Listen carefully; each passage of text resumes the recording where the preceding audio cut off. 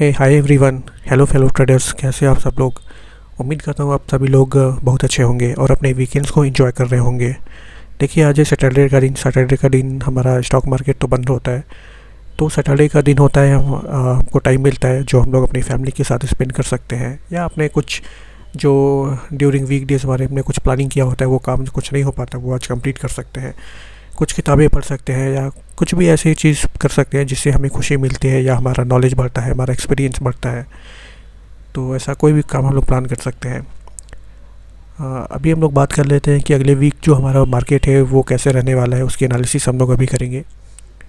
तो देखिए, अगर हम लोग निफ्टी का मैंने अभी वीकली चार्ट लगा के रखा है।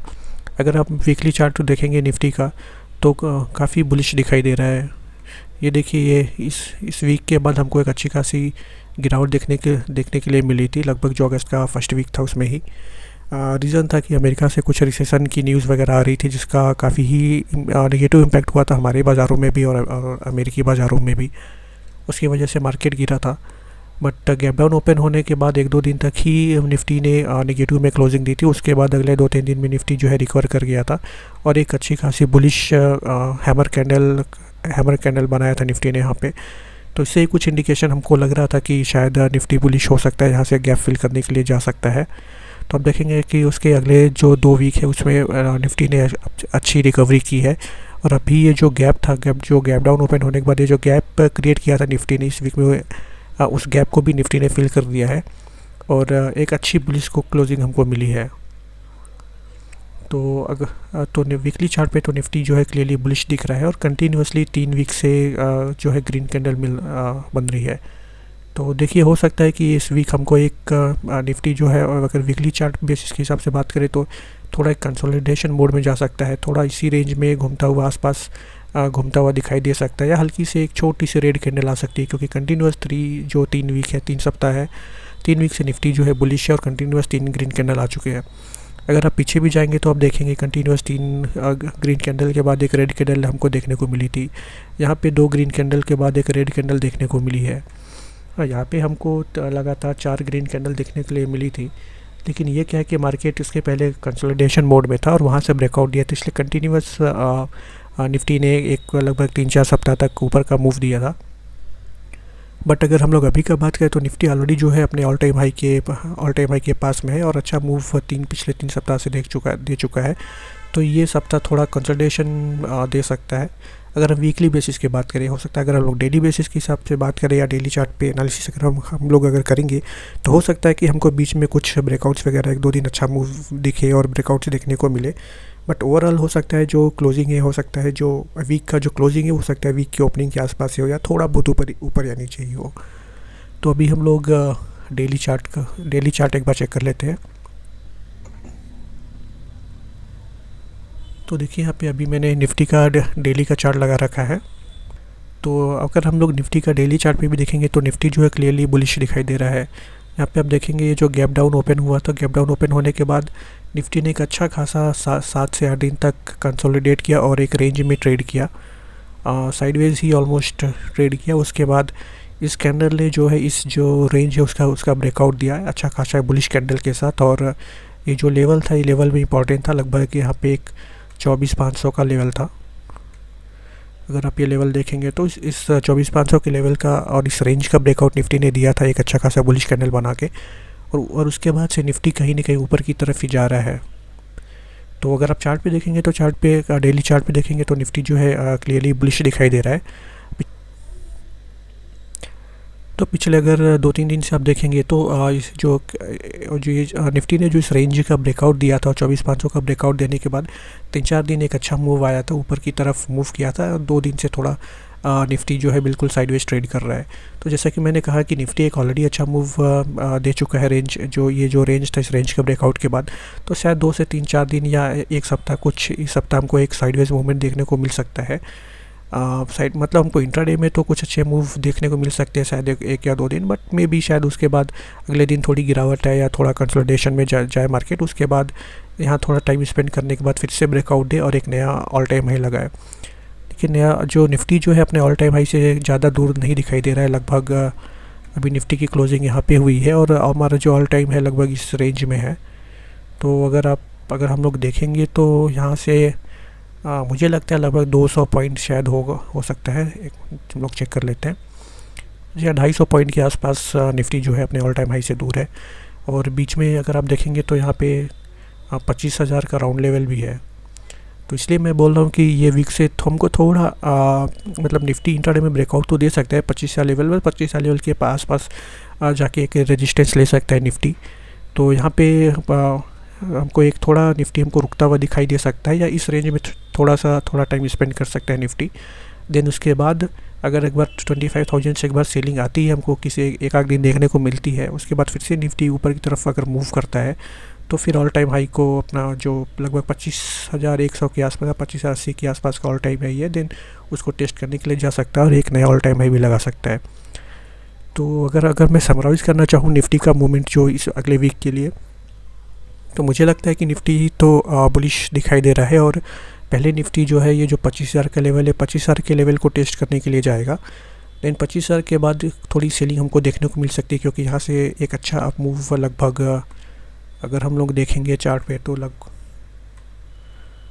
कहीं ना कहीं एक हमको लगभग 400 450 पॉइंट का एक अच्छा मूव दिखाई दे रहा है इस रेंज का ब्रेकआउट के बाद।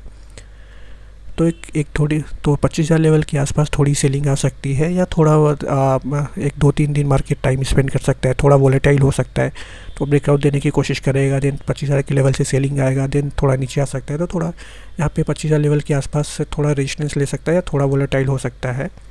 देन 25,000 लेवल के आसपास जो है एक दो दिन टाइम स्पेंड करने के बाद लगभग में भी फ्राइडे या सैटरडे को वीकेंड क्लोज होने तक हमको एक 25,000 का ब्रेकआउट हमको देखने को मिल सकता है। तो और फिर हो सकता है कि बाई थर्सडे और फ्राइडे यानी वीकेंड के क्लोजिंग तक हमको एक नया ऑल टाइम की जो मार्केट जो है ऑल टाइम हाई के आसपास हमको दिख सकता है। अगर हम लोग बात करें बैंक निफ्टी की,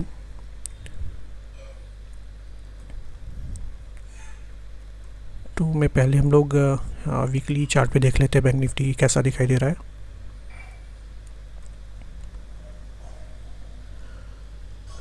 तो देखिए यहाँ मैंने बैंक निफ्टी का वीकली चार्ट लगा के रखा है। तो देखिए अगर हम लोग बैंक निफ्टी की बात करेंगे तो जो गैप डाउन ओपन होने के बाद बैंक निफ्टी भी जस्ट लाइक निफ्टी काफ़ी नीचे गया था, उसके बाद इमीडिएटली बैंक निफ्टी भी रिकवर हो गया था। बट अगर आप देखेंगे तो रिकवरी, अगर आप लोग निफ्टी का चार्ट देखेंगे तो निफ्टी की रिकवरी होने के बाद वो हैमर कैंडल बनने के बाद इमीडिएटली कंटिन्यूसली 2 वीक में ग्रीन कैंडल के साथ ऊपर को मूव किया था और हायर हाइज हायर लोस का पैटर्न बनाया था। लेकिन हमको बैंक निफ्टी में ऐसा होता हुआ नहीं दिख रहा है। बैंक निफ्टी कभी कहीं ना कहीं इस जोन में अटका हुआ दिखाई दे रहा है कि ये जो नीचे लेवल है लगभग 49,500 49,600 के आसपास का लेवल है, और ऊपर ये लगभग 51,000 से लेके 51,100 का लेवल है। इस रेंज में स्टक होता हुआ दिखाई दे रहा है। देखिए इसका सबसे बड़ा रीज़न है कि जो मैंने अपने डेली वीडियोस में भी डिस्कस करता हूँ ट्रेडिंग वीडियोस में, कि बैंकिंग शेयर्स में जो है बाइंग नहीं आ रही है। लोग अभी बैंकिंग शेयर्स को लेकर काफ़ी उतना पॉजिटिव नहीं है, सेंटिमेंट्स थोड़ा नेगेटिव बना हुआ है बिकॉज ऑफ जो डिपॉजिट का इशूज़ है बैंकिंग में। तो इसकी वजह से लोग बैंकिंग शेयर्स उतना प्रेफर नहीं कर रहे हैं। इसलिए जो अच्छे बैंक्स हैं, HDFC बैंक, ICICI बैंक, जो कि हैवी वेटेज वाले बैंक्स हैं, उन बैंक्स में भी जो बाइंग नहीं आ रही है, और यही रीज़न है कि हमारा जो बैंक निफ्टी है वो ब्रेकआउट नहीं दे पा रहा है। बट यहाँ पे अच्छी बात यह है कि अभी बैंक निफ्टी भी बेरिश भी होता हुआ दिखाई नहीं दे रहा है वीकली चार्ट पे, और कहीं ना कहीं ये अपने ऊपरी लेवल के पास ही सस्टेन हो रहा है। मतलब वीक ओपन होता है, वीक की स्टार्टिंग में थोड़ा निफ्टी जो बैंक निफ्टी नीचे जाता है, बट वीक का जो क्लोजिंग है वो कहीं ना कहीं ऊपर के साइड में ही देता है, तो ऊपर के लेवल पे सस्टेन कर रहा है। बट अगर बैंक निफ्टी को निफ्टी की तरह अच्छा ब्रेकआउट देना है तो उसको HDFC बैंक और ICICI बैंक जैसे शेयर से अच्छा सपोर्ट मिलना पड़ेगा, और ऐसे शेयर्स में जो बाइंग आनी ज़रूरी है। तो बैंक निफ्टी तो अभी भी मुझे लगता है कि ये जो जोन है लगभग 51,000 से 52,000 का जो जोन है, इस जोन में थोड़ा ये जो 1,000 पॉइंट 1,500 पॉइंट का रेंज है, इसमें थोड़ा टाइम स्पेंड करेगा। उसके बाद ही शायद जब ये जो लेवल निकालेगा, इसके बाद ही एक अच्छा ब्रेकआउट हमको देखने के लिए मिल सकता है।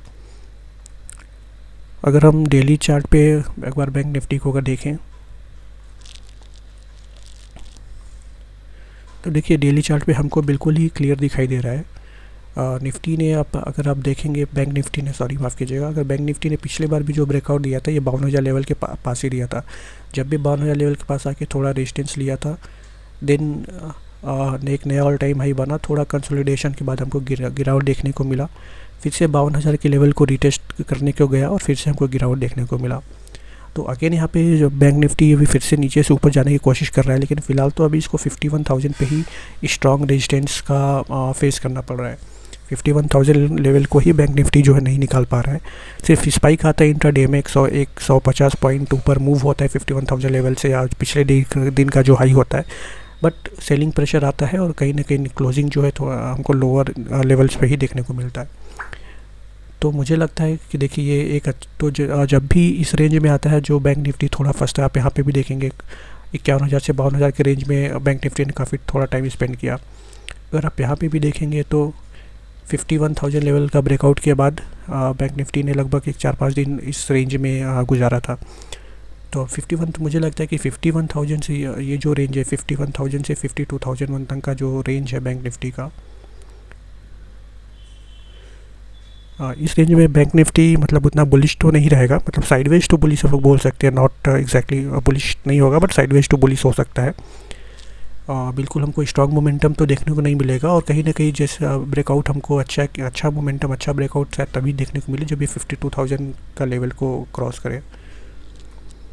और तो अभी जो ये सप्ताह है, जो अगला सप्ताह हमारा आने वाला है, उसमें bank Nifty sideways to bullish है, बट ज़्यादातर साइडवेज ही रहने वाला है। मतलब हम लोग बियरिश के लिए प्लान तो नहीं करेंगे। हम लोग बियरिश के लिए देखिए प्लान तभी कर सकते हैं जब फिर से ये 50,000 जो ये लेवल, आई थिंक ये लेवल है ऑलमोस्ट 49,000, सॉरी ये लेवल है 50,500 के आसपास। अगर इस लेवल को ब्रेक करके अगर नीचे आता है, मतलब ये जो रेंज है अभी इस रेंज के हायर लेवल पे बैंक निफ्टी ट्रेड कर रहा है, अगर इसका जो 50% के अगर नीचे आता है, यानी 50,500 के अगर नीचे आता है बैंक निफ्टी, तभी हम लोग बियरिश के लिए प्लान करेंगे। अदरवाइज़ तो बैंक निफ्टी जो है साइडवेज टू बुलिश होगा, मतलब स्लो एंड स्टडी ऊपर जाएगा। बट हमको अच्छा ब्रेकआउट तभी देखने को मिलेगा जब ये 52,000 लेवल को क्रॉस करेगा। अदरवाइज़ ये 51,000 से 52,000 तक का जोन जो है उसमें स्लो स्टडी बैंक निफ्टी ऊपर जा सकता है। तो बैंक निफ्टी में तो कोई मुझे अभी बड़ा एक मूव दिखाई नहीं देता है। स्लो एंड स्टडी का 51,000 से 52,000 के तरफ बैंक निफ्टी मूव कर सकता है, बट थोड़ा साइडवेज ही होने वाला है। कोई बड़ा मूव तो मैं बैंक निफ्टी में एक्सपेक्ट नहीं कर रहा हूँ अनटिल कि 52,000 का लेवल क्रॉस हो, क्योंकि 51,000 और 52,000 के आसपास बार बार बैंक निफ्टी जो है एक अच्छा रेजिस्टेंस लेता है। तो देखिए यहाँ पे हो सकता है हमको यहाँ पे भी इंट्राडे में अगर हम लोग बात करेंगे तो शायद 1-2 दिन हमको एक अच्छा मूव 500-600 पॉइंट का देखने के लिए मिल सकता है, बट उस लेवल को सस्टेन कर पाना मुश्किल रहेगा और फिर से कहीं ना कहीं बैंक निफ्टी सेलिंग में आ जाएगा। जब तक 52,000 लेवल के पास आने के बाद थोड़ा टाइम स्पेंड करने के बाद अगर बैंक निफ्टी ब्रेकआउट देता है, तभी अच्छा ब्रेकआउट हम लोग को देखने को मिलेगा और फिर बैंक निफ्टी जो है नया ऑल टाइम हाई के आसपास जा सकता है। तो देखते हैं, उम्मीद करते हैं अगला वीक हमको एक अच्छा वीक देखने के लिए मिलेगा और कुछ अच्छा जो है ट्रेड्स हम प्लान कर पाएंगे। तो अभी के लिए इतना ही, धन्यवाद।